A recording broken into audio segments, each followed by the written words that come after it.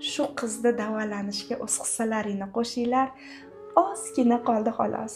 Bu qizimizni to'liq tuzalishi uchun yana bitta kichkina jarrohlik amaliyoti hamda 2 ta ximiyoterapiya qoldi.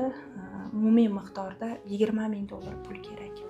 Bu qizchamiz Jizzaxlik, Jizzax Nag'al orolidan, oila qo'lidan kelganicha yordam berdi, sotmagan narsasi qolmadi.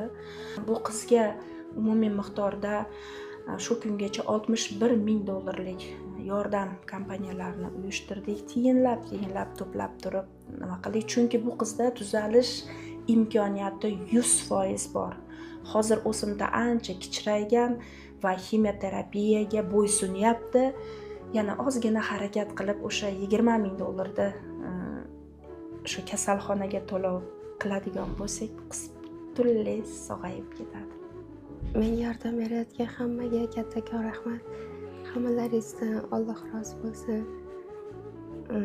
Yana oxirigacha bitkazishga yordam bersanglar